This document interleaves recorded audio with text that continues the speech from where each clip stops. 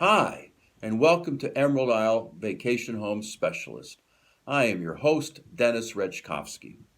This episode is all about why the barrier island called Bogue Banks is the best choice for your North Carolina coastal vacation home.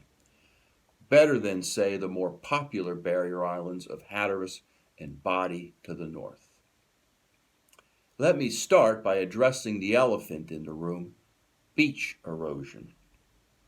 Wherever you choose to build or purchase coastal property, you accept risk. That risk may come in the form of dramatic storms like hurricanes and nor'easters that can damage property in a matter of hours. Or the risk may develop more gradually, the product of the daily forces of wind, waves, and tides. In either case, the end product of all that risk is beach erosion. And the rate at which a beach is eroding should be, in my estimation, a key factor in selecting which coastal community on what barrier island you purchase a residence. That's because the barrier islands off the North Carolina mainland, known collectively as the Outer Banks, do not erode at the same rate. Generally speaking, beaches on the northern Outer Banks face east, and these beaches are eroding at a much higher rate than those on the southern Outer Banks, which face south. Indeed, these south-facing islands, Bogue Banks included, not only report lower erosion rates than their northern brethren, but some, like Bogue Banks, also report gains in sand or accretion. I'll get into the whys behind beach erosion and accretion in another video, but for today, I'll simply want to evaluate and compare the historic erosion risk factor along the Outer Banks of North Carolina. The northernmost Outer Bank barrier islands, Currituck and Body, are no longer islands at all.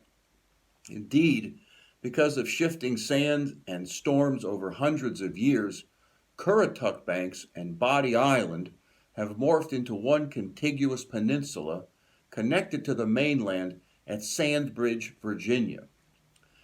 This 72-mile-long peninsula is home to coastal towns such as Duck, Southern Shores, Kitty Hawk, Kill Devil Hills, and Nag's Head.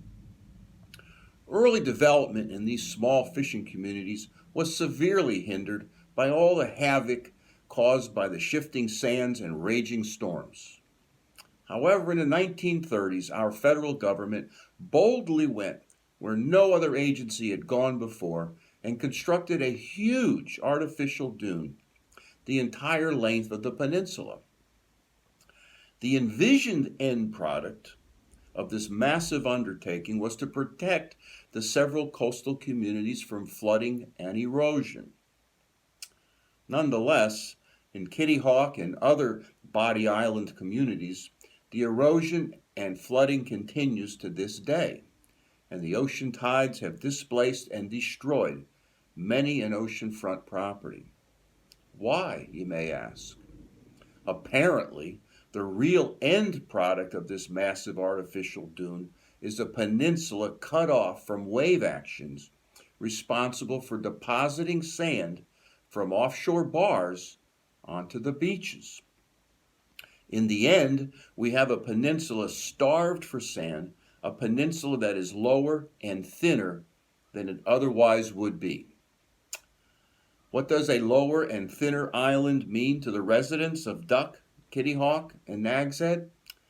For starters, weaker and weaker storms have the capacity to have greater and greater impact on these communities and their beaches.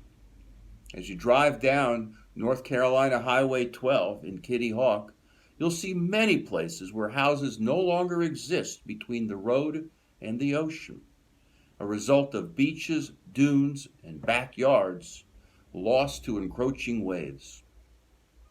In the tourist town of Nag's Head, million-dollar homes are relying on sandbags to keep from toppling into the ocean. How's that working? Cliff Ogburn, a town manager of Nag's Head, once said, We are losing infrastructure. We are losing streets. We are losing power lines. We are losing water lines. We are losing beaches. And we are losing homes. Yikes. South of Kitty Hawk and Nag's Head is another barrier island called Hatteras. This island is home to a small number of communities with quaint names like Rodanthe, Wave, Salvo, Avon, Buxton, and Hatteras. In the area between Avon and Buxton, the beach has eroded about 2,500 feet in the past 150 years, or roughly 16 feet per year. This rate of 16 feet per year is 4 times greater than the rate of sand loss the state of North Carolina defines as severely eroding. And this rate of 16 feet per year is more than 8 times the rate of erosion measured on bogue banks. Double yikes. Given these numbers, it should come as no surprise that State Highway 12, the only road in and out of Hatteras Island, has buckled and washed out repeatedly during storms. In September of 2003, for example, Hurricane Isabel ripped a 1,700-foot wide gap in Hatteras Island, cutting both the island and highway in half. The new inlet that was created measured 24 feet deep in many spots. The state of North Carolina is so frustrated with rebuilding this road that it is moving the road off the island. Indeed, the new Highway 12 is being constructed on elevated pilings over the waters of Pamlico Sound, the body of water which separates the island from the mainland. South of Hatteras Island is another barrier island called Ocracoke. To access this island, visitors and residents alike must set sail on a boat across Pamlico Sound or hop on one of the 3 ferries the state of North Carolina operates, or land at a small airfield south of the town of Ocracoke, the only community on the island. North of town, an erosion rate of 7 to 15 feet per month was measured just last winter. At the ferry terminal, more than 70 feet of shoreline was lost in the last year to erosion. South of town, we have a little improvement. Here, shoreline erosion measures only 40 feet per year. Still, one of the highest rates measured along the entire Outer Banks. Triple yikes. South and west of Ocracoke Island is the next developed Outer Bank barrier island, and its name is Bogue Banks. Bogue Banks is home to several coastal communities, including Atlantic Beach, Pine Knoll Shores, and my hometown of Emerald Isle. As I've noted in previous videos, Bogue Banks is the only east-west oriented Outer Bank island, and it is the only Outer Bank island with a south-facing beach. This east-west orientation and the south-facing beach are contributing factors for the historically low erosion rate of roughly 1 to 2 feet per year, measured on this island's beaches. These 2 factors also explain why several beaches on this island, especially those in Emerald Isle, are expanding both in volume and in width. So there you have it. You now know the shoreline erosion rate along the Outer Bank Islands. The erosion rate is high along the northern Outer Bank Islands of Currituck, Body, Hatteras, and Ocracoke, and are low on the southern Outer Bank Island of Bogue Banks.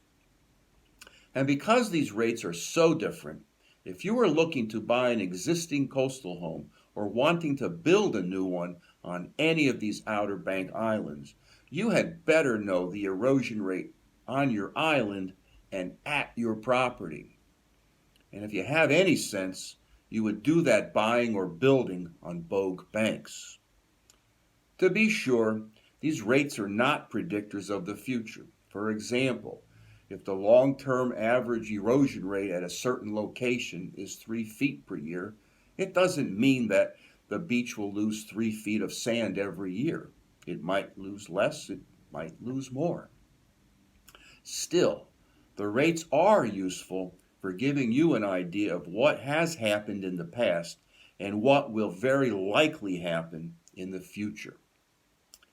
Moving to and living on a coastal island is pretty much what living the dream means to millions of people. I am one of those people, and I get to live that dream every day here in Emerald Isle on Bogue Banks. When you are ready to live your dream on Bogue Banks and not your nightmare on Hatteras, Bodie, or Ocracoke Islands, go to my website, www.eihomesforsale.com, and request my guide to living in Emerald Isle, North Carolina. Or text your email address to 919-308-2292. Return next week at the same bat channel at the same bat time of 9 a.m. on Thursday for another episode of Emerald Isle Vacation Home Specialist.